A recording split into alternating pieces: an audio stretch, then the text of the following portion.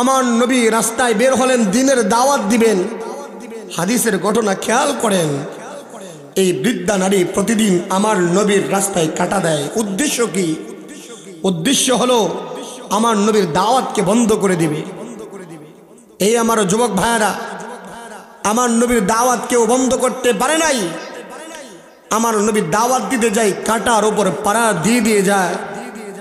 কোনো সময় আমার নবীর হাত রক্তাক্ত হয়ে যায়, কোনো সময় আমার নবীর পা রক্তাক্ত হয়ে যায়, আবার কোনো সময় আমার নবীর গা শরীরে কাটা লাগে, রক্তাক্ত হয়। আমার নবী চোখের বাড়ি ফালায়। এরপরেও কাফেরদেরকে, বেঈমানদেরকে আমার নবী কোনো সময় কষ্ট দিয়ে কথা বলে না। আমার নবী কাফেরদেরকে কোনো সময় কষ্ট দেয় না। আমার নবীকে শুধু তারা কষ্ট দেয়। এ আমার যুবক ভাইয়েরা, আমরাও তো মানুষ, আমার নবীও তো মানুষ ছিলেন। আমার নবীর ব্যাপারে আল্লাহ বলেন, ইন্নাকা লাআলা খুলুকিন আযীম। নবী, আপনাকে আমি খুলুক আযীম দিয়েছি, উত্তম চরিত্র দিয়েছি, আপনি মানুষের সাথে সৎ আচরণ করবেন। আমরাও তো মানুষ, আমাদেরও দরদ আছে, কিন্তু নবীর মতো না। আমরাও মানুষ, আমাদেরও দয়া আছে, কিন্তু নবীর দয়ার মতো না। আমাদের ইনসাফ আছে, কিন্তু নবীর ইনসাফের মতো ইনসাফ আমাদের না। ও মিয়া, নবী আমাদের জন্য কতটুকু কষ্ট করেছেন, করতেছেন, করবেন, সেটা আজকের আলোচনা থেকে বুঝবেন। যুবক ভাই খেয়াল করেন, সুর দিয়ে আলোচনা করলে অনেকের ভালো লাগে, আমিও সুর দিতে পারি, যদি সুযোগ হয় দেব, কিন্তু আলোচনাকে বুঝতে হবে আপনার। আমার নবী রাস্তায় বের হয়, বেঈমানরা, কাফেররা, আমার আল্লাহ বলেন, তোমরা ইহুদীদেরকে বন্ধু বানাও না, ওরা আমার নবীর ক্ষতি করছে, আমার নবীর পায়ে কাটা দিচ্ছে, আমার নবীর দাওয়াতকে বন্ধ করতে চেয়েছে। এই আমার ভাইয়েরা, এক বৃদ্ধা নারী প্রতিদিন রাস্তা কাটা দেয়। হঠাৎ একদিন দেখা গেল রাস্তার কাটাও নাই, বৃদ্ধা নারীও নাই। এবার নবী আলাইহিস সালাতু ওয়াস সালাম জিজ্ঞাসা করলেন, ও আমার সাহাবায়ে কেরাম, আজকে তো রাস্তায় কাটাও দেখা যায় না, বৃদ্ধা নারীকেও দেখা যায় না, কোথায় সেই নারী? এবার সাহাবায়ে কেরাম বললেন, ইয়া রাসূলুল্লাহ, ইয়া হাবিবাল্লাহ, ওই বৃদ্ধা নারী অসুস্থ হয়ে পড়ছেন, ওই বৃদ্ধা নারী অসুস্থ হয়ে ঘরে শুয়ে আছে। আমার নবী বললেন, ও আমার সাহাবায়ে কেরাম, যাও বৃদ্ধা নারীকে খবর লাগাও, বৃদ্ধা নারীর কাছে তোমরা যাও, গিয়া দেখো বৃদ্ধা নারীটা কি করে, কোন অবস্থায় আছে। আল্লাহর নবীর এক সাহাবী বৃদ্ধা নারীর খোঁজ নেওয়ার জন্য গেলেন। দেখলেন বৃদ্ধা নারী উঠতে পারে না, বসতে পারে না, কাজ করতে পারে না। ভাইরা আমার, আল্লাহর নবী, বিশ্ব নবী, রাহমাতাল লিল আলামিন, আমার নবী, আপনার নবী মুহাম্মদ আরবি সাল্লাল্লাহু আলাইহি ওয়াসাল্লাম, কত মায়ার নবী, কত দয়ার নবী। আমার নবী, আপনার নবী, বিশ্ব নবী মুহাম্মদ আরবি সাল্লাল্লাহু আলাইহি ওয়াসাল্লাম এবার সাহাবায়ে কেরামকে বললেন, চলো আমার সাহাবায়ে কেরাম, আমি ওই বৃদ্ধা নারীকে দেখতে যাব। আল্লাহু আকবার। ভাইরা আমার নবীর বন্ধু না, আপনজন না, এরপর আমার নবী, আপনার নবী বৃদ্ধা নারীকে দেখার জন্য যাবেন। সিদ্ধান্ত নিলেন, সাহাবায়ে কেরামকে বললেন, ও আমার সাহাবায়ে কেরাম, প্রস্তুত হও, ফল ফ্রুট নিয়ে আমি ওই নারীকে দেখতে যাব, খোঁজ নেওয়ার জন্য যাব।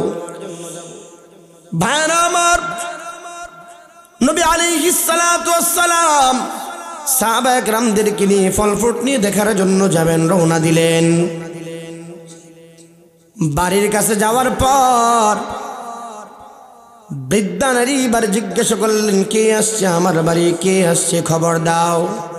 তার বাড়ির লোকজন খবর দিলেন, কয় যেই মুহাম্মদের রাস্তায় তুমি কাটা দিতা, সেই মুহাম্মদ তোমাকে দেখার জন্য আসছে। ভাইরা আমার, আল্লাহর নবী, বিশ্ব নবী, রাহমাতাল লিল আলামিন সাহাবায়ে কেরাম নিয়ে ওই বৃদ্ধা নারীর কাছে গেলেন, বললেন, আপনাকে আমরা সবাই মিলে দেখার জন্য আসছি। নারী এবার উত্তর দিলেন, কেন কেন কেন, কোনোদিন তো আপনার বন্ধু হই নাই, কোনোদিন আমরা ভালো কাজ করি নাই, রাস্তায় কাটা দিলাম। রাস্তায় কাটা দিলে এই জামানায় একজন আরেকজনের পথ বন্ধ করলে রামদাউনি কোরাল নিয়ে বের হয়, মারার জন্য প্রস্তুত হয়, ঠিক কিনা জোরে কান। রহমতপুরের রাস্তা যদি বন্ধ করে দেয়, যদি বলে তোরে আমি আজকে আমার রাস্তা দিয়ে যেতে দিব না, দেখবেন কালকে একদল মিছিল বের হবে, রাস্তা বন্ধ করা যাবে না, করলে খবর আছে, ঠিক কিনা জোরে কান।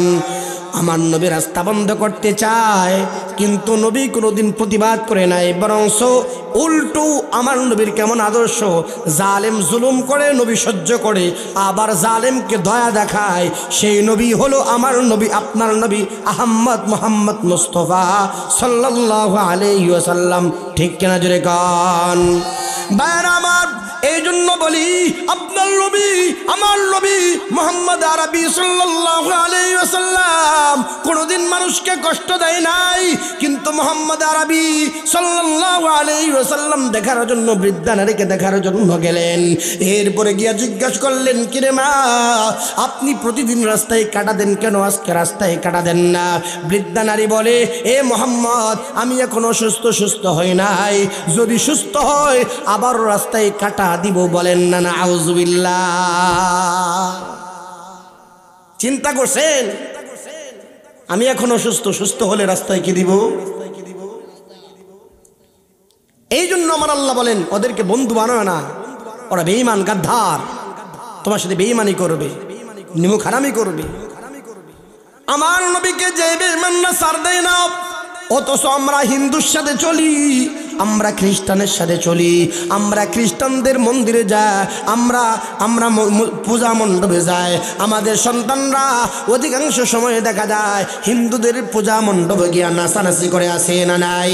যুবক ভাইরা আমার, বৃদ্ধ বাবারা আমার, একটু খেয়াল করিয়া দেখেন, আমাদের ওয়াজ মাহফিলে মুসলমান নাই তো ঠিক মতো আসে না, হিন্দু তো দূরের কথা, কিন্তু হিন্দু তো চুকিও দেয় না, ফুসকিও দেয় না।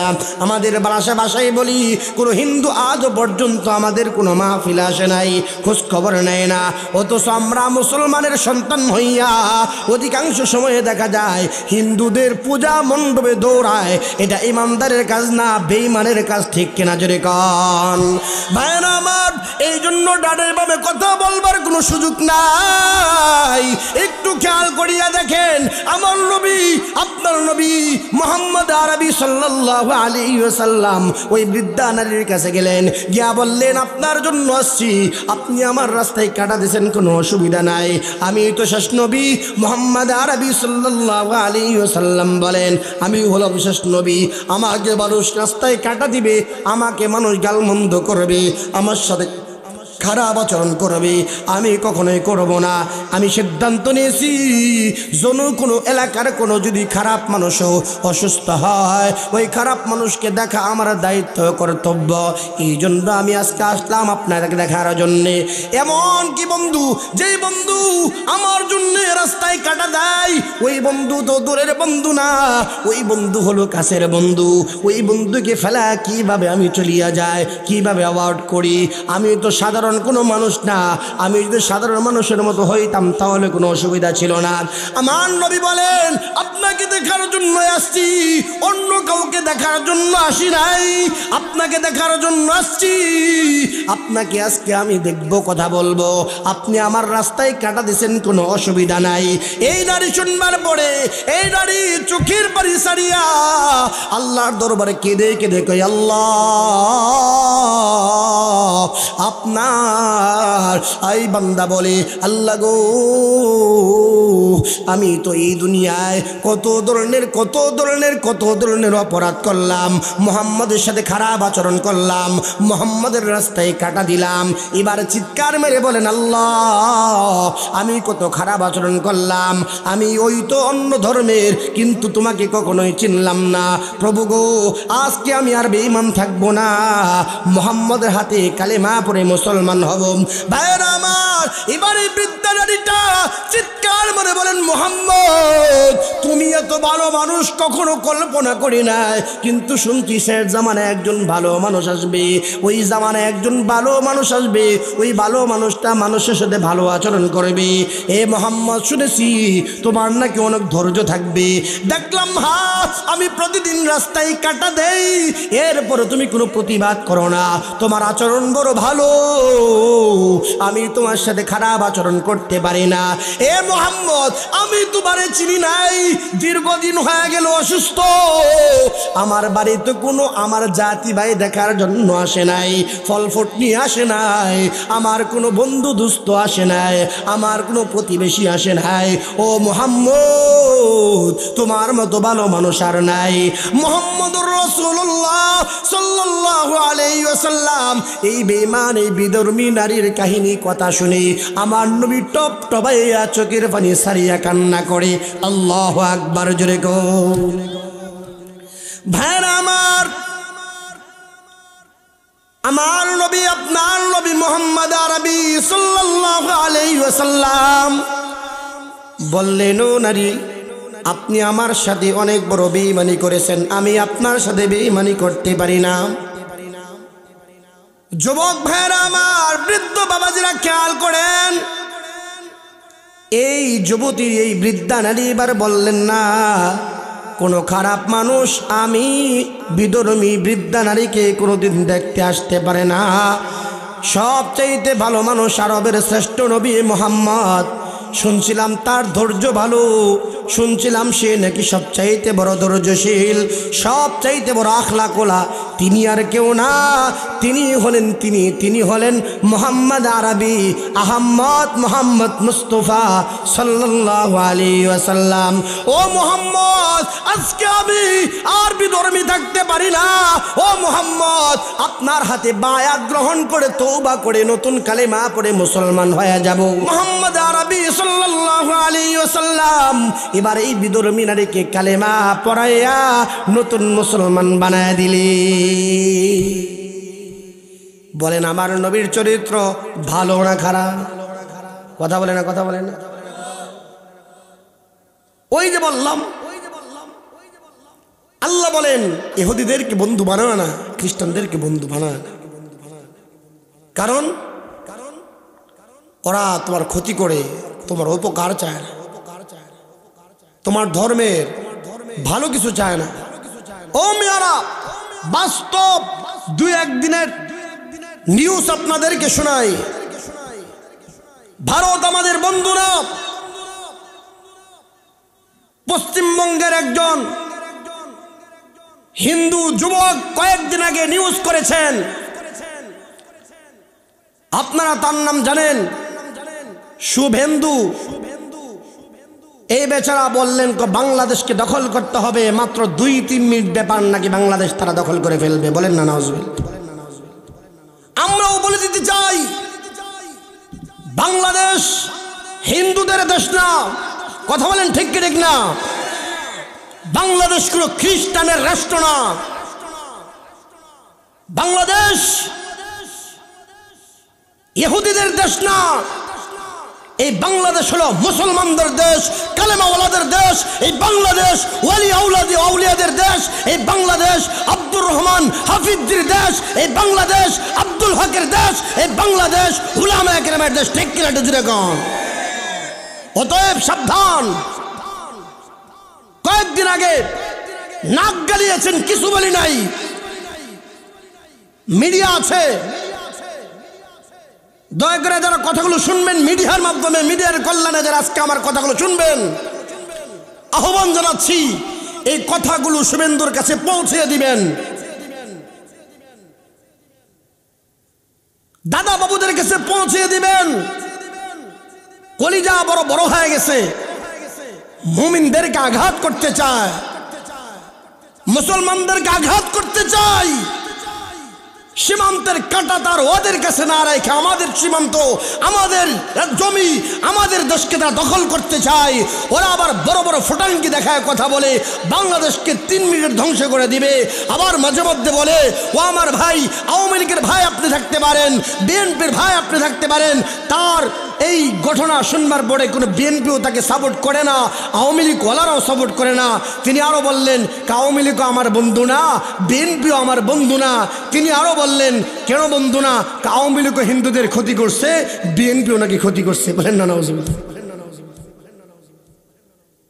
তার মানে কি বুঝলাম? আয়াতের সাথে মিল আছে না নাই? যারা আওয়ামী লীগের ভাইরা মনে করেন না ভারত আপনার বন্ধু, বিএনপির ভাইরা মনে করেন না আপনার বন্ধু। আল্লাহর কোরআন বলে না তোমাদের বন্ধু না, আল্লাহর কোরআনই সত্য, তোমাদের ধারণা সবগুলো ভুল। ঠিক কিনা জোরে কোন? বুঝেন না আমার কথা? আল্লাহর কোরআন সত্য না মিথ্যা? আমাদের ধারণা মিথ্যা, আল্লাহর কোরআন সত্য। কথা বলেন ঠিক কি ঠিক না? ও যুবক ভাই, চট্টগ্রামে যত সীমান্ত এলাকা আছে, এদিক দিয়ে আপনি দুর্গাপুর যাবেন, সেদিক দিয়ে সীমান্ত আছে। তারাকান্দা পার হয়ে হালুয়াঘাট পার হবেন, দেখবেন সীমান্ত আছে। টাঙ্গাইল হয়ে আপনি অন্যদিকে যাবেন, সীমান্ত আছে। জামালপুর পার হয়ে আপনি ওইদিকে যাবেন, সেদিকেও আপনার কি আছে? সীমান্ত আছে। তাদের চিন্তা হলো বাংলাদেশ ছোট দেশ, এই দেশকে তারা দখল করবে। তারা প্রস্তাব দিয়েছে চট্টগ্রাম আগে দখল করবে, আবার কয়েকদিন পরে প্রস্তাব করবে ময়মনসিংহ দখল করবে, কিছুদিন পর আবার প্রস্তাব করবে সারা বাংলাদেশ তারা এইভাবে দখল করবে। ও আমার যুবক ভাই, ঘুমিয়ে থাকার আর সুযোগ নাই। নাস্তিক বেঈমান নিমুখারামদের তাদের প্রতিবাদ করতে হবে। তারা যদি এইভাবে বলতে থাকে, এক পর্যায়ে দেখা যাবে তারা আমাদের উপরে চড়াই উঠবে। বেঈমান বিদুর মিরাব আমাদের দেশকে দখল করতে চাই, সাহস হয়েছে, কলিজা হয়েছে। এক কথাই বাংলাদেশ মুসলমানের দেশ, মুসলমানের গায়ে বিন্দু পরিমাণ রক্ত থাকতে এই দেশ কোন দাদা বাবুর হাতে ছেড়ে দিবে না। ঠিক কিনা জোরে কও? একজন মুসলমান থাকবেন, গায়ের রক্ত থাকবে ইসলামের, নবীর রক্ত যার গায়ে আছে, সে কখনো বেঈমান হতে পারে না, নিমুখারাম হতে পারে না, নাস্তিক হতে পারে না। ইসলাম ইসলাম করবেন, আর দেশকে আপনি ছেড়ে দিবেন অন্যদের হাতে। দেশপ্রেম দিলে থাকতে হবে, মুসলমানের দায়িত্ব, কর্তব্য এটা। ও যুবক ভাই, প্রস্তাব শুনেন, এরপর আমি আমার বয়ান শুরু করি। চট্টগ্রাম দখল করবেন প্রস্তাব দিলেন, আমাদের চট্টগ্রাম চায়। আমি আমার কথা বলি না, এক যুবকের কথাই বলি। আপনার নেটের কল্যাণের কথাগুলো শুনছেন। এবার যুবক সুন্দর উত্তর দিয়েছে, আমরা তো কোনো নারীকে অন্য রাষ্ট্র বিয়ে দিই না, বিয়ে দিলে না যৌতুক দেয়। কথা বলে না, বিয়ে দিলে কি দেয়? যৌতুক দেয়। নারী এদেশ থেকে পালায় গেছে, অতএব যৌতুক চান কোন লজ্জায়? কথা বলেন, কথা বলেন ঠিক ঠিক না? নারী তো এদেশ থেকে পালায় গেছে, পালানো নারীকে আমরা যৌতুক দিব না। অতএব চট্টগ্রাম চাইতে হইলে বুঝা শুনে চাইতে হবে। কথা বলেন ঠিক ঠিক না? এবার যুবক উত্তর দেয়া দিছি মিডিয়ার মাধ্যমে, চট্টগ্রাম দখল করতে চাও, কোন সাহসে যৌতুক চাও? যৌতুক, যৌতুক নিবা যদি স্বেচ্ছায় বিয়ে দিতাম। আমরা তো কোনো নারীকে মোদির হাতে এইভাবে বিয়ে দিই নাই। চুরি করে হেলিকপ্টার দিয়ে পালায় গেছে নারী, ওই নারীকে আমরা যৌতুক দিতে পারবো না। ঠিক কিনা জোরে কোন? আপনার এলাকায় কোনো নারীর বিয়ে হলে, কোনো নারীর বিয়ে হলে চুরি করে পালায় গেলে সাথে সাথে কি বাপ মা খুশি হয়? কথা বলেন, রাগ করে না? করে না? আমার এলাকায় কয়েকদিন আগে এক নারীর সাথে সাক্ষাৎ দিস, তো নারী ভ্যানে বসা, আমিও বসা। নারী বলতেছে, হুজুর একটা তাবিজ লাগবে। বললাম, আপনি আমার চিনেন না, জানেন না তাবিজ? আমার একটা মেয়ে মাত্র অমুক মাদ্রাসায় নরুন্দি পড়ত, এই মেয়েটা একটা ছেলের সাথে পালায় গেছে।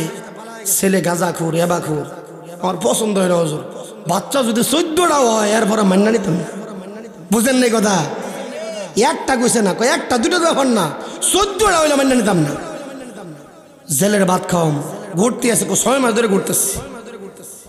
রাগ করতেছেন? আমি কোনো দলের বিরুদ্ধে বলি না, বাস্তবতা বোঝায়। দুনিয়ার মানুষ এটা চায়। 14 বাচ্চা হইলেও কি করে না, মান্না নিতে চায় না। আমাদের নারী পালায় গেছে, আমরা কিভাবে মানি?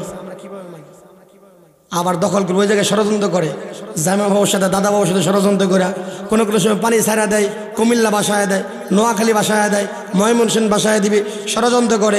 ইন্ডিয়ার বর্ডারে কাঁটাতার দিয়ে বাংলাদেশ দখল করতে চায়, চট্টগ্রাম চায়। এত মগের মুল্লুক পাইছেন, এগুলো আপনি দখল করবেন। কসম করে বলি, ইমানদারদের ইমান যদি বিন্দু পরিমাণে থাকে, এই দেশকে কোনো দাদা বাবুর হাতে ছেড়ে দিবে না। যদি এই দেশের মানুষকে আপনারা রাগান্বিত করেন, বাধ্য করেন, এই দেশের মানুষ আপনাদেরকে যথেষ্ট ছাড় দিয়েছে, উলামায়ে কেরাম যথেষ্ট ছাড় দিয়েছে। এই দেশের মানুষ একজন জুতা দুইটা, প্রতিটি মানুষ জুতা নিয়ে ইন্ডিয়ার বর্ডারে ঘেরাও করবে, ঠিক কিনা যেরকম খেয়াল আছে, তৈরি থাকতে হবে যুবক ভাই আমার। তাহাজ্জুদ পরেই জান্নাত পাওয়া যাবে না, দেশপ্রেম থাকতে হবে, ইসলাম প্রেম থাকতে হবে, এরপর আল্লাহ জান্নাত দিবে, ঠিক কিনা যেরকম ভাইরা আমার।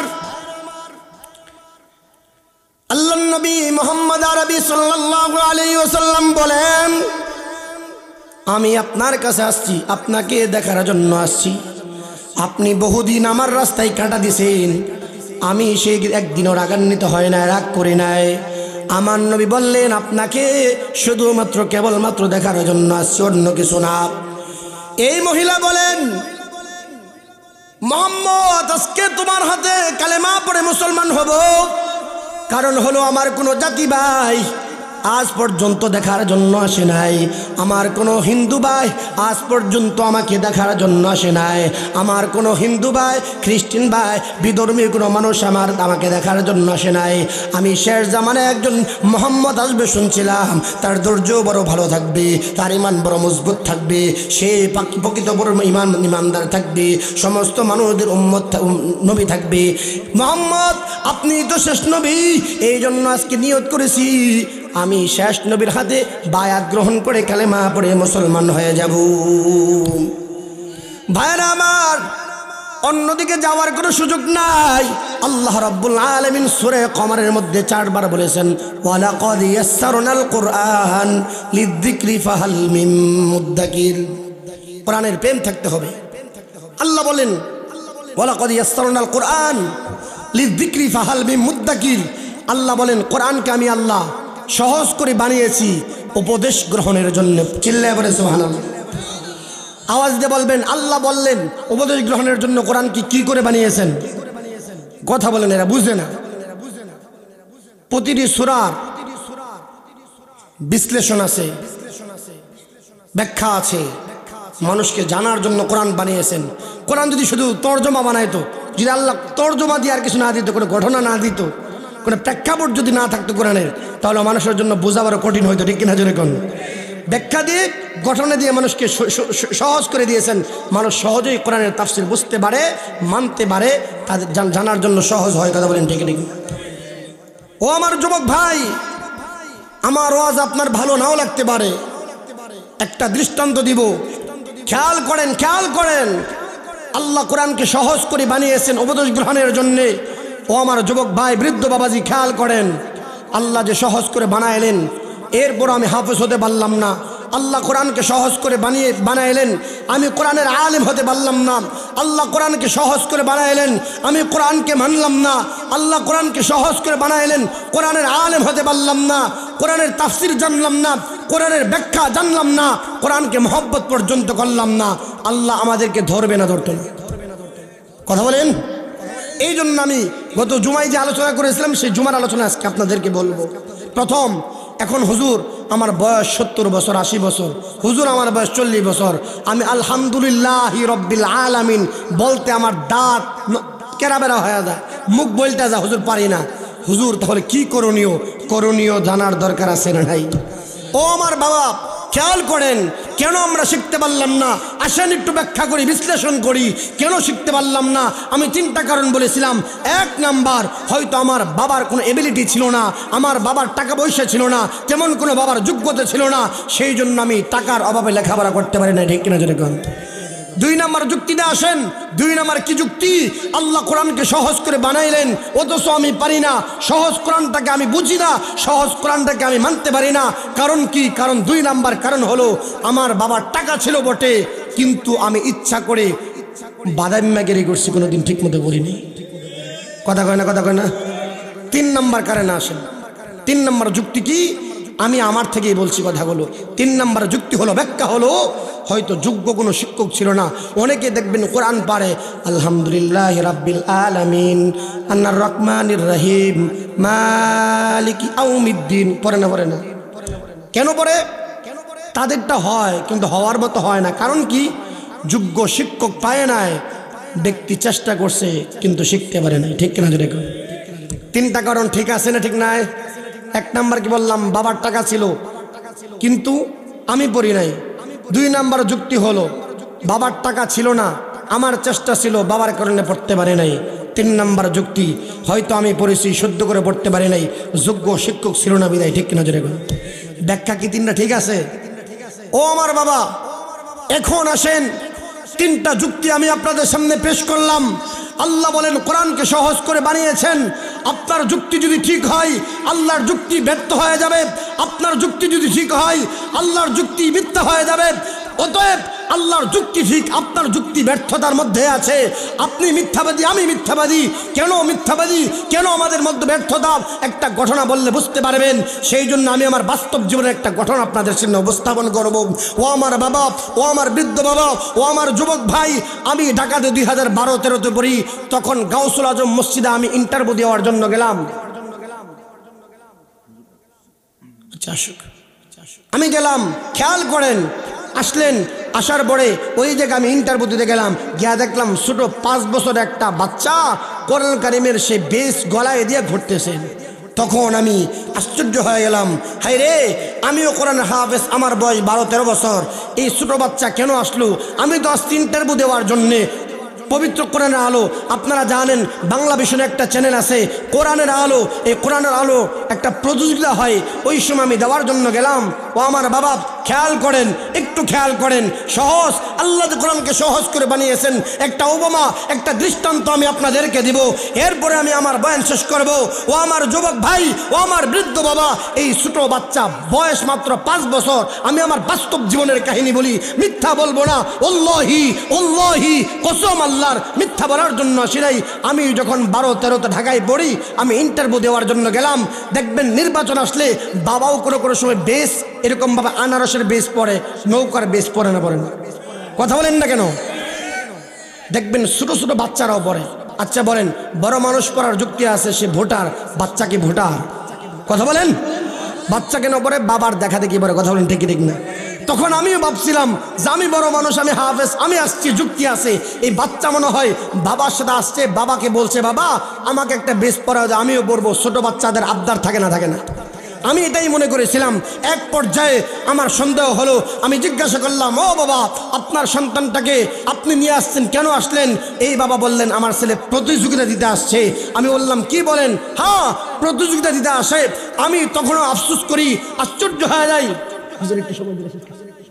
ও আমার বাবা, বলবো হুজুর এসে বলছে, আমার সবার উস্তাদ, বলবো হুজুর অনুমতি দিলে না হয় শেষ করে দিলে। আমি আমার বাস্তব ঘটনা বলি। আল্লাহ কোরআনকে সহজ করে বানাইলেন, অথচ আমরা এই সহজ জিনিসটাকে অনুধাবন করতে পারলাম না। সহজ বিষয়টাকে আমরা মুখস্থ করতে পারলাম না। মুখস্থ দূরের কথা, শুদ্ধ করে দেখেও আমরা পড়তে পারি না। আমাদের পেটের ভিতরে বুম মারলেও আমরা সূরাতুল ফাতিহা শুদ্ধ করে তেলাওয়াত করতে পারি না। ঠিক কিনা জোরে কন? ও আমার বাবা, এই ব্যর্থতা আল্লাহর না, এই ব্যর্থতা আমাদের। কেন জানেন? ওই জায়গায় যখন আমি প্রতিযোগিতা গেলাম, দেখলাম ছোট 5 বছরের বাচ্চা। এই বাচ্চাকে যখন আমি দেখলাম, দেখার পরে বাবাকে জিজ্ঞাসা করলাম, ও বাবা, এই সন্তান কার? তিনি বললেন আমার সন্তান। জিজ্ঞাসা করলাম আপনার সন্তান কেন আসছে? তিনি বললেন প্রতিযোগিতা দিতে আসছে। এরপর আমি জিজ্ঞাসা করলাম, ও বাবা, হয়তো আপনার ছেলেটা 10 পারা প্রতিযোগিতা দিল। তখন তিনি বললেন না, 30 পারা। আমি আশ্চর্য হলাম, এখানে তো 10 পারার প্রতিযোগিতা নাই।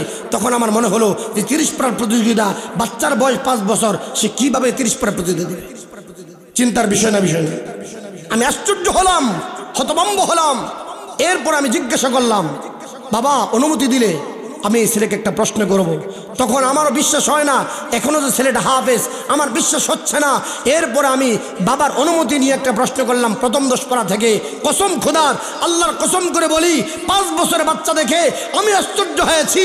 আল্লাহ যে কোরআনকে সহজ করে বানিয়েছেন, ওই দিন আমি বুঝতে পারছি। আমি জিজ্ঞাসা করলাম, ও বাবা, আপনার ছেলেকে একটা প্রশ্ন করব। আমার সাথে অনেকগুলো হাফেজ কোরআন ছিলেন, হাফেজ বিশ্বজে হাফেজ নাজমুস সাকিব ছিলেন, বিশ্বজে হাফেজ জাকারিয়া ছিলেন, সবাই স্টেজে বসা।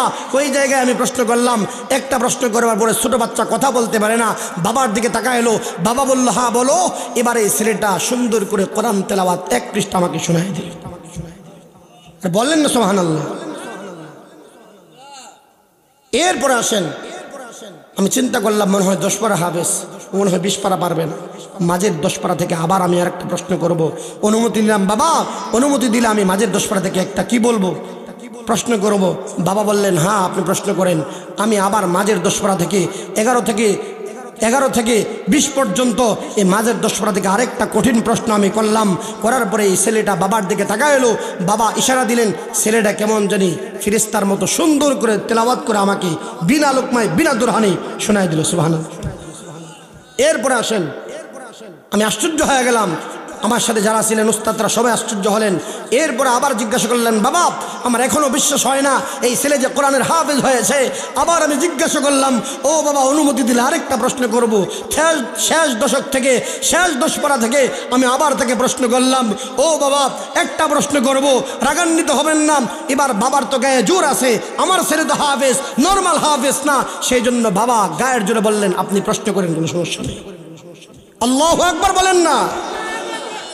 এই ছোট ছেলেকে আমি আরেকটা প্রশ্ন করলাম, শেষ 10 পারা থেকে 21 থেকে 30 পর্যন্ত বিনা লোকমায় বিনা দুরহানি ছেলেটা আমাকে 1 পৃষ্ঠা শোনায় দিল। সুবহানাল্লাহ।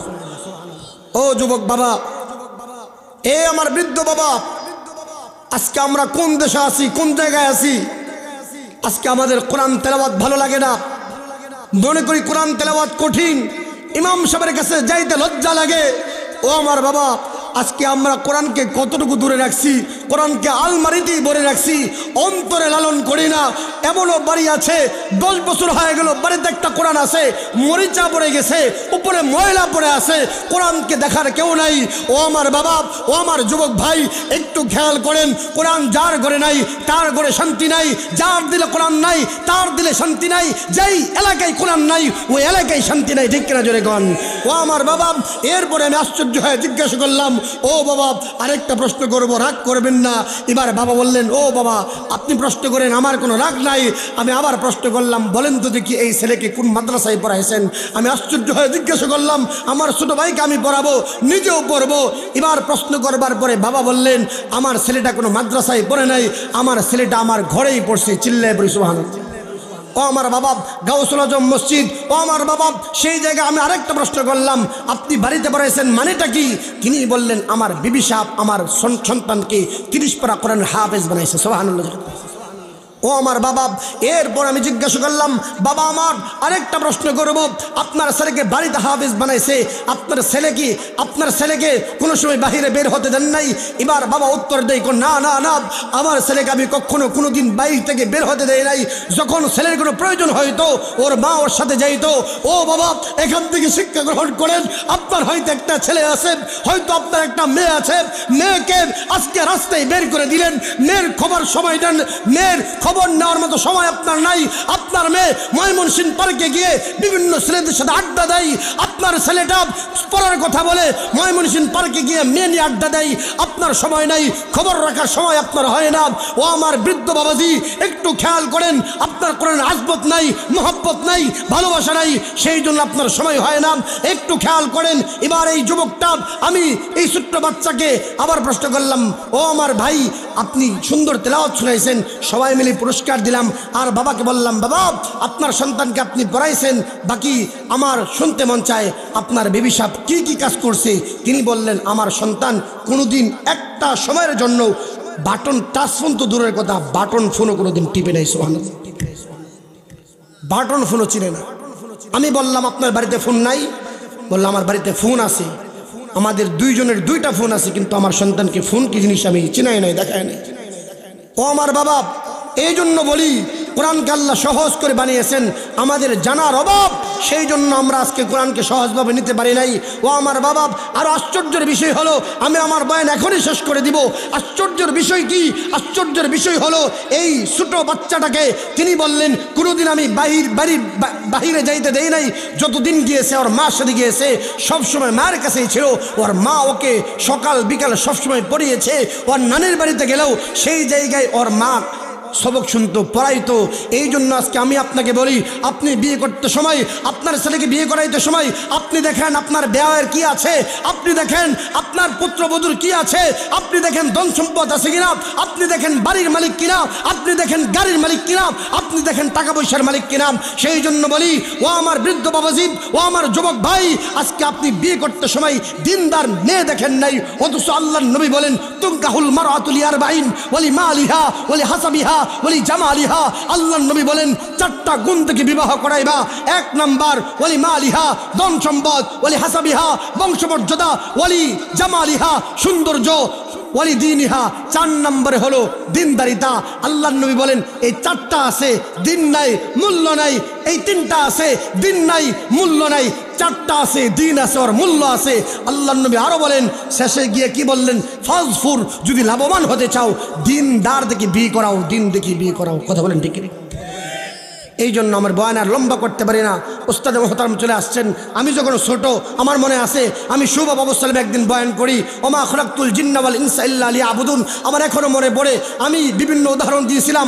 আমি বলছিলাম এটাই ইবাদত, সেটাই ইবাদত। হুজুর আমাকে ডাক দিয়ে এরা বললেন, বাবা আজকের কথা না, হুজুরের মনে আছে কিনা আমার জানা নাই, আজকে 7, 8, 10 বছর আগের কথা মনে হয়, এরও আগে হতে পারে। হুজুর আমাকে ডাকে বলতেছেন, বাবা একটা নিয়ামত, একটা ইবাদতের কথা বলে শেষ করতে পারবে না, বলো আল্লাহর যা কিছু আছে সব কিছু ইবাদত বানায় করতে হবে। সুবহানাল্লাহ।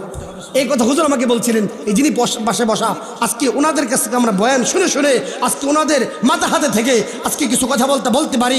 সেই জন্য উনি আসছেন আপনাদের সামনে কিছু কথা বলে দোয়া করবেন। আমি আমার আরেকটা ছোট্ট ঘটনা, মাত্র 1-2 মিনিট লাগবে, সেটা আমি না বললে পারতেছি না। একটু খেয়াল করেন। আজকে আপনাকে জানানোর জন্য, বোঝানোর জন্যই তো আসছি। ও বাবা, সুর দিয়ে বয়ান তো আমরাও করতে পারি, সুর দিয়ে সবসময় নূর তৈরি করা সম্ভব না। আজকে আপনাকে বলি, এ যুবক ভাই, আপনাকে বলছি, ওই যে প্রাচীন যুগের ঘটনা না, বর্তমানের যুগের ঘটনা আপনাকে শোনাই। দেওবন্দর বড় একজন আলেম হুসাইন আহমদ মদনী রহমতুল্লাহি আলাইহি, তিনার সন্তান আসাদ মাদানী, উনি একদিন বাংলাদেশে সফর আসলেন। আইসা একটা ঘটনা বললেন, কয় হিন্দুস্তানের একজন মানুষ একদিন মারা গেলেন। মারা যাওয়ার পরে ওই সময়কার সময়ে কোনো সময় মানুষ শুদ্ধ করে কোরআন তেলাওয়াত জানতো না। ওই যুগে মানুষ জানাজা পড়ার মতো কোনো যোগ্য কোনো ব্যক্তি ছিল না। তিনি এক ব্যক্তি মারা যাওয়ার পরে রাস্তায় দাঁড়াইলেন, চিন্তা করলেন এই রাস্তা দিয়ে যত মানুষ যাবে তাদেরকে জিজ্ঞাসা করব তারা জানাজা পড়াইতে পারে কিনা। এবার বাবা খেয়াল করেন, এই ঘটনা বলে আমি আমার বয়ান শেষ করে দিব, লম্বা করব না। তিনি চিন্তা করলেন এই যে বৃদ্ধ লোকটা মারা গেছে, এই লোকের জানাজা পড়ার মতো তো কেউ নেই। তখন রাস্তা দিয়ে যাবেন, যে লোক যাবেন তাকে জিজ্ঞাসা করেন। আগের যুগে রাস্তা দিয়ে মানুষ, মূর্খ মানুষ, সর্বোচ্চ এই রাস্তা দিয়ে 10-15 জন লোক যেতে, আর বেশি যাইতো না। তো 1 লোক 2 লোক জিজ্ঞাসা করে, কেউ জানাজা নামাজ পড়াইতে পারে না। একটা যুগ তো এমন ছিল, জানাজা পড়ার মতো কেউ ছিল না। জানাজা পড়ানোর জন্য আপনার সাউতুল হারা যাইতে হইতো, জানাজা পড়ানোর জন্য আপনার সেই আব্দুর রহমান হাফিজ হুজুরের কাছে যাইতে হইতো। এখন তো আপনার সৌভাগ্য আপনার ছেলেটা কোরআনের হাফিজ, আপনার সৌভাগ্য আপনার খালেদ সাইফুল্লাহ ভাইদের মতো যোগ্য ব্যক্তির এলাকায় আছে। তারা জানাজা পড়ার মতো অনেক যোগ্য ব্যক্তিরাই তো এখন আছে, একটা সময় কিন্তু ছিল না। ও আমার বাবা, আপনাকে বলছি খেয়াল করেন, হিন্দুস্তানের ঘটনা, বাস্তব ঘটনা আপনাকে শোনাই। আসাদ মদনী তিনি ঘটনা শুনাইলেন। তিনি বললেন এক লোক মারা গেলেন, মারা যাবার পরে জানাজা পড়ার মতো কোনো যোগ্য ব্যক্তি নাই। এরপরে আসেন ওই লোকটাকে জানাজা পড়ানোর জন্য বারবার লোক খুঁজতেছেন, কোথাও খুঁজে পায় না। এক পর্যায়ে একটা লোক আসলেন, সরকারি চাকরিজীবী, মাথায় টুপি, কিছু জ্ঞান আছে, জানাজা পড়াইতে পারে। লোকটাকে জিজ্ঞাসা দেখিয়ে মনে হলো লোকটা মনে বুজুর্গ, দেখিয়ে মনে হইলো লোকটা মনে হয় ভালো যোগ্য ব্যক্তি। জিজ্ঞাসা করলেন আপনি কি জানাজা নামাজ পড়াইতে পারেন? তিনি বললেন হ্যাঁ পারি। ওনাকে বললেন ঠিক আছে, আপনারা সবাই দাঁড়ান, আমি এখন জানাজা নামাজ পড়াবো। খেয়াল করেন কি বুঝাইতে চাই। এবার জানাজা নামাজ পড়ানোর জন্য তৈরি হলেন। ও আমার বাবা, এবার জানাজা নামাজ পড়বেন। জানাজা নামাজ সম্পন্ন করার পরে এবার লাশটাকে কবরে রাখবেন। এলাকার মানুষ কেউ কবরে রাখতে পারে না। বললেন, হুজুর আপনি জানাজা পড়াইছেন, আপনি জান্নেওয়ালা, আপনি একটু কবরের লাশটা রাখেন। ও আমার বাবা, এরপরে হুজুরটা কবরের ভিতরে জানাজা রাখলেন, দাফন কাফন করার পরে কবরে লাশটা রাখলেন। রাখার পরে যখন আসবেন, জরুরি কিছু কাগজপত্র পকেটে ছিল, এগুলো কবরের মধ্যে পড়ে গেছে। ও আমার বাবা খেয়াল করেন, শেষ কথা আমার এটাই, কি বোঝাইতে চাই, যখন কবরের মধ্যে জরুরি কাগজপত্র পড়ে গেল, তিনি তো কবর থেকে উঠে চলে গেলেন। চাকরি করতে যখন যাবেন, রাস্তার তিনার অফিসের সামনে যাওয়ার পরে মনে হইল জরুরি কাগজপত্র এখনো কি হয় নাই, পকেটে নাই। তিনি দৌড়িয়ে আসলেন, আইসা উপরে খোঁজাখুঁজি করলেন, কোথাও নাই। কিছুক্ষণ পরে এলাকা মানুষের সাথে পরামর্শ করে বললেন, মনে হয় কবরের ভিতরে যখন লাশ রাখছিলাম তখন মনে হয় জরুরি কাগজপত্র পড়ে গেছে। তেনা বললেন, হ্যাঁ। আপনি খোঁড়া আরম্ভ করলেন। তিনি কিছু খোঁড়ার পরে দেখলেন কবর থেকে কেমন জানি জান্নাতের গান বের। বলেন না সুবহানাল্লাহ। এরপরে তিনি আরম্ভ করলেন, খোঁজা আরম্ভ করলেন, এই ব্যক্তি কে? কিছুক্ষণ আগে জানাজা হলো, এখন জান্নাতের গান বের হয়, অথচ লোকটা হলো একেবারেই জ্ঞানহীন মানুষ, তেমন কোনো জ্ঞান নাই। আমি যে বিষয়টা বোঝাইতে চাই, আপনার জীবন পরিবর্তন হতে পারে এই ঘটনা থেকেই। এই লোকটা এবার খুঁজতে আরম্ভ করলেন। সংক্ষিপ্ত করে বলি, তার বাড়িতে গেলেন, গিয়া দেখলেন তার একটা মেয়ে আছে, এই মেয়েটা ঘরের ভিতরে কান্না করছে। গিয়া বললেন, মা তোমার বাবা এমন কি আমল করছে যে আমলের কারণে কবর থেকে জান্নাতের গ্রান বের হয়? তিনি বললেন, আমি তো তেমন কিছু জানি না, তো আমার বাবার একটা আমল ছিল। কি আমল? কয়, আমার বাবার একটা আমল ছিল, সারাদিন কাজ করবার পরে ঘরের ভিতরে একটা কোরআন ছিল, এই কোরআনটাকে আইসা সুমা খাইতো, কখনো বুকে লাগাইতো, এই কোরআনটাকে কখনো চোখে লাগাইতো, কোরআনটা কোনো সময় চোখা খায়া বুকে লালন করত, কান্না করত, আর বলতো, আল্লাহ আমার তো কোনো আমল নাই, ও আল্লাহ তুমি আমাকে কোরআনের বিনিময়ে মাফ করে দাও, আল্লাহ তুমি আমার কোরআনের জ্ঞান দাও। এই মুরব্বী কান্না করতেন। কান্না করতে করতে করতে করতে একদিন তিনি মারা গেলেন। ওই কোরআনের মহব্বতে তিনি মেয়েটা এবার উত্তর দিলেন, আমার বাবার তেমন কোনো আমল ছিল না, হয়তো আল্লাহ কোরআনের বিনিময় আজকে আমার বাবার কোরআনের বিনিময় হয়তো কবরটাকে জান্নাত বানাই দিয়েছে। সুবহানাল্লাহ। বলেন এবার আওয়াজ দিয়ে বলেন, আমাদের কোরআন শেখার দরকার আছে না নাই? বলেন, শেখার দরকার আছে না নাই? আজ থেকে ওয়াদা করেন, হুজুর বাড়িতে যাব, ওযু করব, হুজুর এখন তো শুদ্ধ করে কোরআন তেলাওয়াত পারি না, কি করণীয়? আল্লাহকে আমাকে মাফ করবেন, আমার কি দায়বদ্ধতা নাই? আমি বলবো, হ্যাঁ আছে। আপনি কোরআনটাকে সুন্দরভাবে গড়ে, কোরআন মরিচা পড়ে যায়, গড়ে ময়লা হয়ে যায়, অথচ আপনার খবর নাই। ও যুবক, ও বৃদ্ধ বাবাজি, হয়তো জান্নাত কিসের মাধ্যমে পাবেন আপনার জানা নাই। জান গড়ে গিয়া কোরআনটাকে বুকে লাগান, মুখে লাগান, আদর করেন, স্পর্শ করেন, কোরআনটাকে খোলে চুমু খান, দেখেন মালিক আল্লাহর দরবারে বলেন, আল্লাহ আমি তো গুনাহগার, জীবনে কত গুনাহ করছি, শুদ্ধ করে সূরা ফাতিহা পড়তে পারি নাই, যোগ্য কোনো শিক্ষক ছিল না, আমার বাবা হয়তো পড়ায় নাই, আমার ভুলের কারণে আল্লাহ অনেক ব্যর্থতা হয়েছে। ও আল্লাহ আমার জীবনে কত গুনাহ আমি করেছি, আল্লাহ গো এই কোরআনের বিনিময়ে তুমি আমাকে মাফ করে দাও। ও বৃদ্ধ বাবা, হতে পারে আজকের এই কোরআনের বিনিময় আপনি মারা গেলেও একটা আমল আছে আপনার, আর কোনো আমল নেই। হতে পারে কোরআনকে লালন করার কারণে, কোরআনকে ভালোবাসার কারণে, কোরআনকে স্পর্শ করার কারণে, কোরআনকে দেখার কারণে, কোরআনকে মহব্বত করার কারণে আল্লাহ হতে পারে আপনার কবরটাকেও জান্নাত বানাই দিতে পারে। আল্লাহ সবাইকে কোরআনের আজবত মহব্বত দিলে ঢোকাবার তৌফিক দান করেন, বলেন আমিন।